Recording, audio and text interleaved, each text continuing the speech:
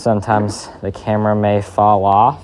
It won't fall off. Yeah. There's no image stabilization on that camera. A few shots in this film that have been really challenging for me to pull off, such as I can act and operate the camera at the same exact time, which is pretty cool. Don't try that at home, all right? Please.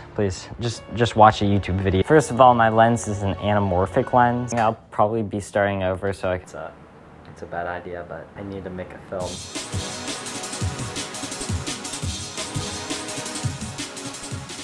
Everyone, welcome back to Auto Film Studios. I know I haven't posted in like 10 days, but this video will be the behind the scenes to the last video, as you probably saw in the title. Without further ado, let's get right into this video. I cannot do intros or outros, as you'll see in the outro of this video. So I just finished the first few shots where I walked down in the basement and I was like, you know what? If I'm playing this clarinet solo thing with this evil fan, I should probably be wearing something other than just this boring outfit. I went to the store and bought this stuff. I definitely didn't buy these the other day. So not to like reshoot everything, but I think it'll add some more production value. I was going to do a video about shooting an ad for the iPhone. Instead, I was like, you know what? I should make a short film. So the idea for this film is, earlier today I was practicing my clarinet and I had some sheet music. I turned my fan on and then the music kept blowing off and I kept putting it back on and it kept just blowing off. So that's where I got the idea for this film. It's a bad idea, but I need to make a film. I decided to move some parts of the set to over here. We got like the pool table, the magnifying glass for my lenses. If you watched the film already, comment down below if it looked like it was shot in someone's basement behind the pool table. I'm probably gonna include the pool table in the shots. There's the camera, basically all set up.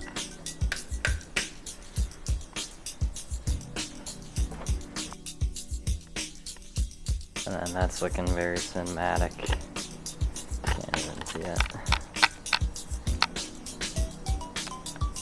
Pretty good set design. By set design, I just mean like lighting the set. That's how cinematographers basically make sets look so good. Like turning on practical lights right there. You just have a nice shot of this pool table right there. And then if we color grade it, it can look pretty good. Sadly, it is spilling on things that I would not like it to. For example, like the paintings back there. But we can always just like use an f1.4 lens and like focus on this. Also by just saturating this area with light. Oh, I forgot this isn't plugged in. Can't use it. But if we fill up this area with more light, then we can drop the exposure, which should in theory make this place look a bit darker. Alright, so today I don't have school, which is great because now I can film. So I think I'll probably be starting over so I can use different lenses and stuff like that. But first I need to find where everything is. Got the tripod, the very high-tech camera dolly. I might shoot over there and then just move everything to over here since we got like the pool table and stuff like that. This place isn't really an optimal location. This place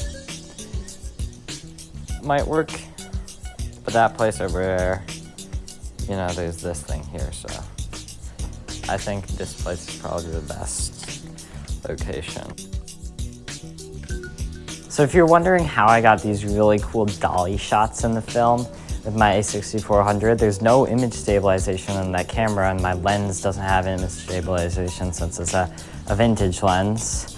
Basically what image stabilization does is you shouldn't rely on it too much. It basically removes like all the small vibrations. Like right now it's off on this camera, so you can see it's vibrating a bit if I tense up my arm. But then if I turn it on, it gets rid of a bit of it, so you don't really want to rely on it. So you might think like for all those really cool shots, the filmmakers, they like walk without vibrating the camera, but they actually use something called a dolly.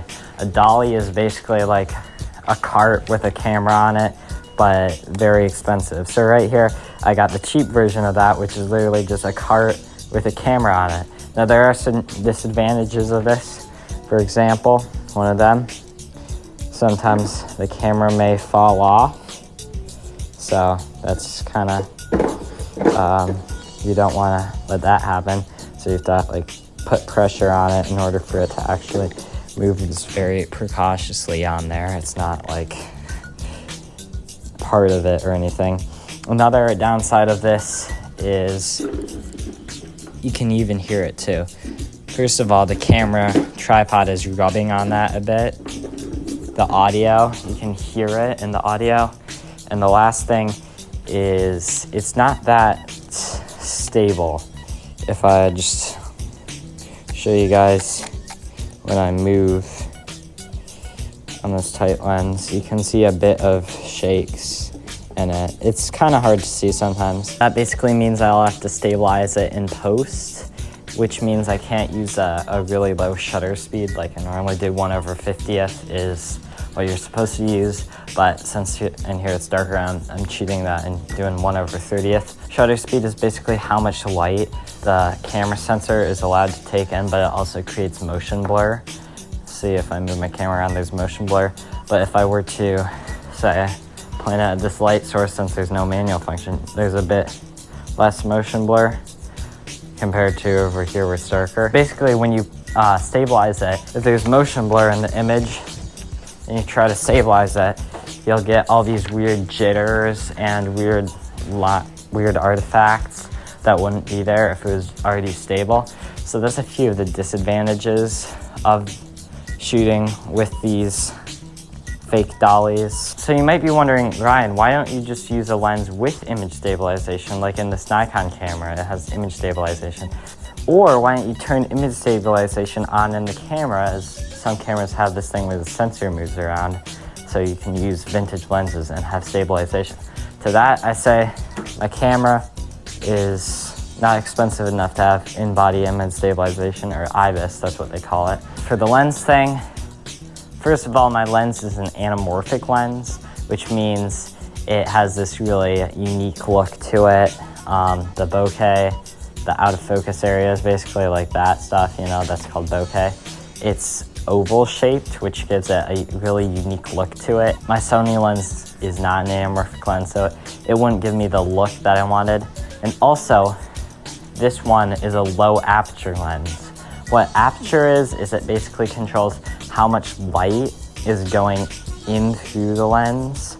So you want the lowest aperture possible in low light situations like this. Now, it's not like low light, I got a big light blasting at me. You still want as much light as possible so you can bring the brightness down in post and you can have a cleaner image, and then you can add your grain in afterwards. Because digital camera noise slash grain is just, it's not good. The second thing aperture does is it controls the depth of field. Like the lower the aperture is, the shallower the depth of field is. The field is basically how much is in focus. Most of this is in focus, but if I were to shoot that same framing on this lens, you can see right here I'm getting a lot of out of focus areas on my lens on my Sony, even from way back here. You can see there's a bit of the image is out of focus.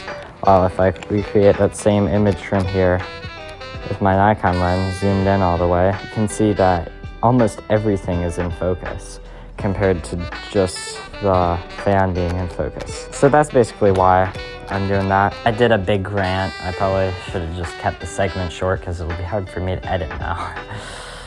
And my phone's using all the storage on the audio. 8 minutes!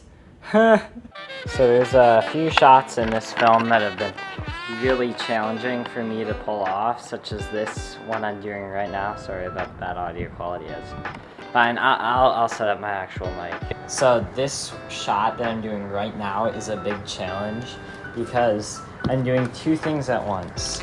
First of all, I'm taking this out of the clarinet case, which is a fairly simple task. And second of all, I'm operating the camera at the same time.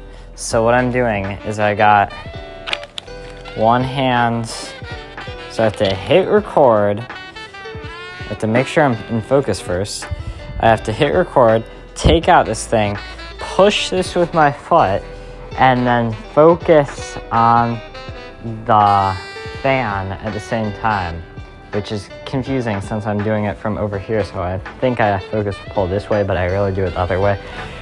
It's a hard shot to do, so I'm hoping that I get it right this shot, because all the other ones I've like focused the wrong way, or I've like messed up the timing. But yeah, other than that, I've been doing a lot of dolly shots. It wasn't just that one. There's dolly shots where it follows me. There's dolly shots where it follows something else. The ones where it follows me, I have to use this, a pool stick, or whatever you call this. I basically put it in the dolly, and then boom, I do that. And then I make the camera face me, because it's recording me, not someone else. And then I have a monitor on my phone, and then I can frame up the shot where this isn't in frame. And then you can basically do that and walk, and then it'll record me. Let me actually record this as a shot. All right, so right now I'm recording, and I'm pushing it right there, and then I can get myself in there. I'm not sure how in focus I am, but yeah, I can move, I can walk, I can hold the camera, and so I can act and operate the camera at the same exact time, which is pretty cool. It's a really nice rig, and I recommend if you want to get into filmmaking and you have like a cart or some sort of thing like this. Hopefully you don't have to do what I did and like do the tripod thing, but I've tested it with my cheaper camera. This one right here was very sturdy, so that's when I put my more expensive camera. It's still a cheap camera. And if it did fall off, well, it won't fall off, yeah. But know your own risks. If you do this and it falls off, don't sue me, please. The only reason why I'm using my good camera in here is because I know I've tested it with this cheap camera in my phone. So I recommend if your phone is good enough, or if you do films with your phone, use your phone for these shots and put it with a case, because you can really drop your phone like off a building if your case is good enough and it won't break. Don't try that at home, all right? Please. Just watch a YouTube video of your phone with your case and see if it breaks, and then know your risks.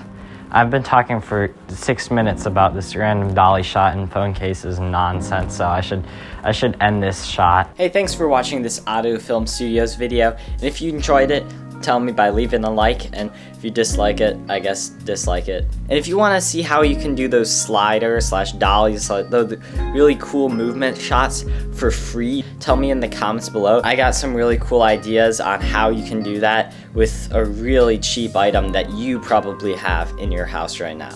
By the way, next video, Monday, hopefully, if I can get time to edit, because I shot a lot last weekend, but I didn't get to edit it, so that's why this video is coming out really late. It's 19:26 or 7:26 on a Wednesday, so I'm probably posting this today. Siri. So that's why this is coming out really late. I meant to do a weekly upload on Monday, but next week hopefully I should be able to do that. So new upload in like 5 days or something, I don't know. Alright, make sure to subscribe, and thanks for watching the video. And this light is getting very hot. Oh. Does anyone know why these video lights get so hot? Okay, I do. It's because they're lights, you know? They're producing light. They're very hot. I guess that was a dumb question for me to ask.